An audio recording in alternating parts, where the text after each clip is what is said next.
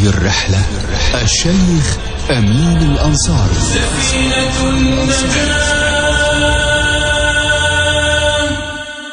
شأن الكريم إذا نصحت بعبرة أن يعتبر، بل قد تفيض العين من حكم العبر.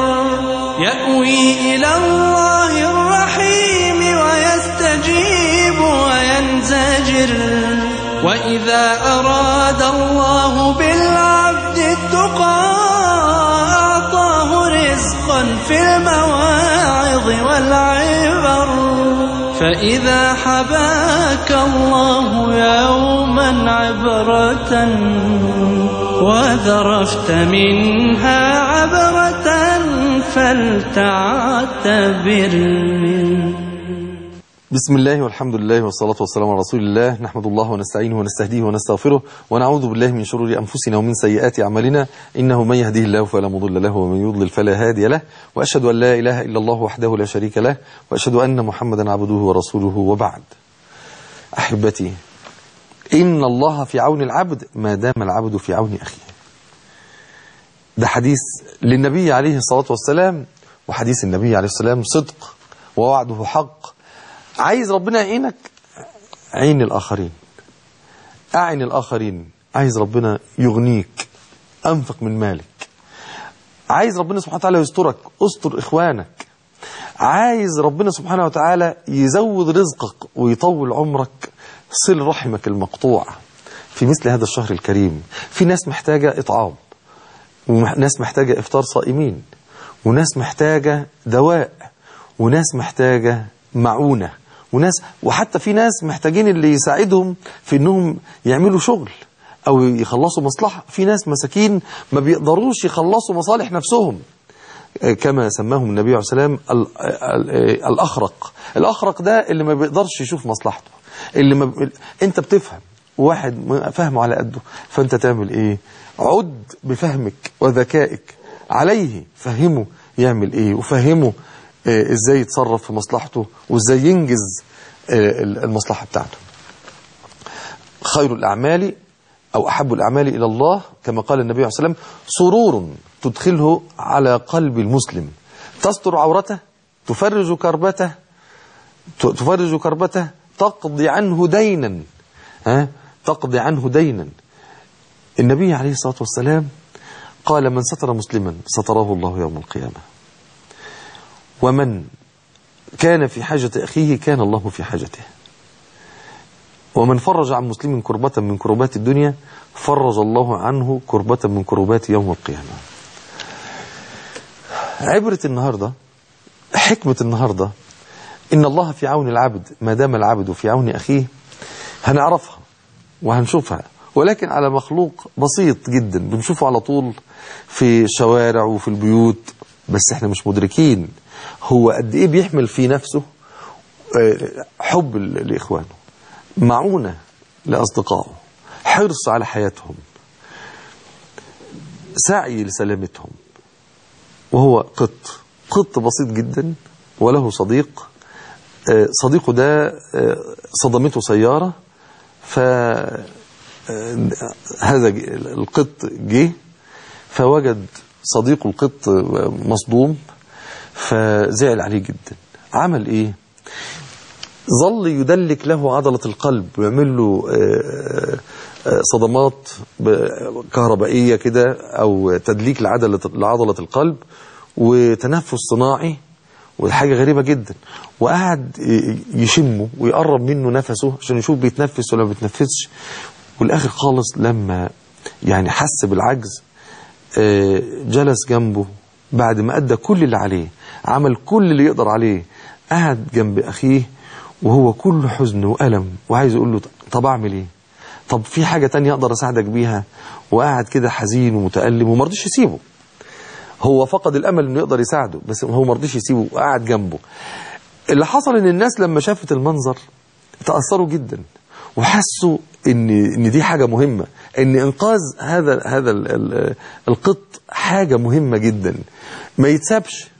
لأن أخوه، هم حسوا بأهمية الإنقاذ لما شافوا أخوه بيساعده. لما شافوه بيمد له ايده، لما شافوه حزين عليه هم كمان حزنوا عليه، لما شافوه حريص عليه هم كمان حرصوا عليه. قط حرك البني ادمين، راحوا جابوا له الاسعاف وجم شالوه وودوه في المستشفى وعالجوه، وكان السبب حرص اخوه. تعالوا نشوف وبعدين نكمل موضوعنا.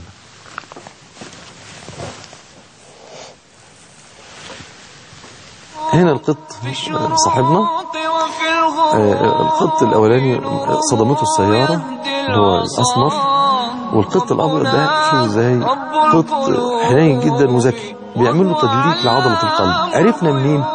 الدكاتره هيعلقوا، شوفوا هم طبعا الدايره اللي على رجليه اللي على ايديه، شوفوا ازاي وبيشم نفسه، شوفوا اذا كان بيتنفس ولا لا، شوفوا ازاي يعني سبحان الله العظيم، او كاد يكون يعني بيقبلوا قبلة الوداع.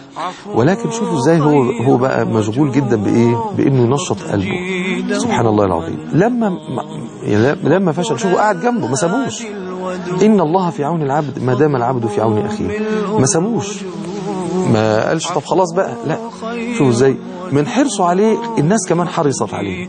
راحوا استدعوا المستشفى البيطري وخدوه. وادي شوفوا بقى، تخيلوا حرص القط السليم على القط المصاب ادى الى انه يدخل اكبر المستشفيات، واطباء بيطريين يبداوا يتولوا امره. سبحان الله العظيم. ان الله في عون العبد ما دام العبد في عون اخيه.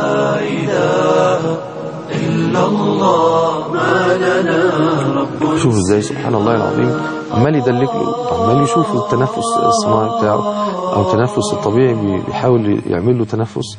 والدكتور ده بيشرح الكلام ده دلوقتي، بيقول ان هو عنده خبره بتدليك عضله القلب للقطط، لان نفس المكان اللي بيضغط عليه وبنفس الطريقه. اشوف ازاي نفس الطريقه دي هي دي نفس طريقه تدليك عضله القلب، زي بالظبط الصدمات الكهربائيه اللي بتتعمل لمرضى القلب او الناس اللي قلبهم توقف عن العمل فجأة. سبحان الله العظيم. هذا القط من كتر حرصه، بمجرد الحرص اعمل اللي في ايدك معايا. سبحان الله العظيم. مش مطلوب منك تعمل اللي مش قادر عليه، انت اعمل اللي تملكه، اللي انت تقدر عليه اعمله فقط، حتى يؤتيك الله تعالى ما لا تقدر عليه. وده اللي حصل بنفسه وعينه وذاته مع هذا القط. عمل اللي يقدر عليه، بحريص على أخيه، بيحبه، حزين على فراقه، بيحاول يدلك له على عضلة. طب مين اللي يقول إن هذا القط المسكين يقدر يوصل أخوه لمستشفى بيطري؟ ده مستحيل. يعني حاجة في منتهى الصعوبة إن واحد يقدر يعمل كده أو حد يتصور كده.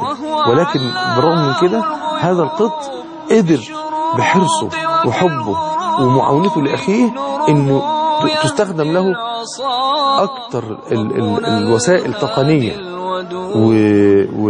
والأماكن الآمنة في الطب إنه توصل له. ده معناه إنه ممكن واحد بشفاعته لأخيه في مكان ربنا سبحانه وتعالى يستخدمه ويجعله في أعلى الأماكن. سبحان الله العظيم. ممكن واحد يشفع لواحد في مسألة فربنا سبحانه وتعالى يشفعه. ممكن واحد يبقى رايح يشفع في وظيفة فربنا يوظف أخوك بسببك. ممكن واحد يكون مريض وانت رايح تشفع له عشان يتعالج مثلا على نفقة حد من المحسنين او في مستشفى بالمجان او يعملوا تخفيض، ربنا سبحانه وتعالى يجعلها في صحيفتك. من سعى في حاجة أخيه حتى يثبتها له ثبت الله قدمه يوم تزل الأقدام.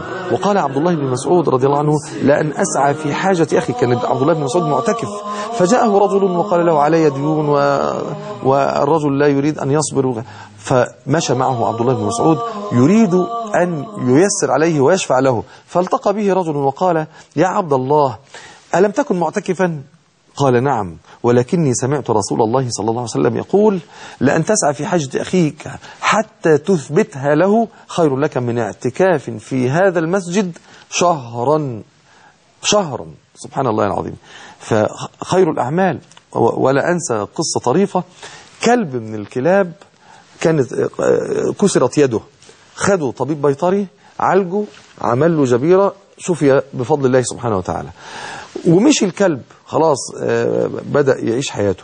بعد فترة الطبيب وجد صوت على الباب، فتح الباب لقى الكلب اللي كانت ايديه مكسورة وتعالج جايب معاه كلب تاني ايديه مكسورة ايضا، وجاي عايز يقول له تعالى اتفضل هنا المكان اللي بيتعالج فيه اللي ايديه بتتكسر. سبحان الله العظيم، الكلب حريص على اخوه والقط حريص على اخوه.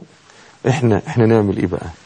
ده انت فيك احن قلب المسلم لا يحمل ضغينة لأخيه المسلم، لا يحمل في نفسه إلا الخير، لا يملك لإخوانه إلا البر. المسلم أخو المسلم لا يخذله ولا يحقره ولا يسلمه. كل المسلم على المسلم حرام، ماله ودمه وعرضه. المسلم يشد بعضه بعضا كالبنيان المرصوص. وقال النبي عليه السلام: مثل المؤمنين في توديهم وتعاطفهم وتراحمهم كمثل الجسد الواحد إذا اشتكى منه عضو تداعى له سائر الأعضاء بالحمى والسهر. اطعم الجائع، فطر الصائم، اعطي المحروم، اغني المحتاج، داوي المريض، يكون ذلك في صحيفتك. كما قال النبي عليه السلام: أطعموا الطعام وأفشوا السلام وصلوا والناس نيام تدخلوا الجنة بسلام.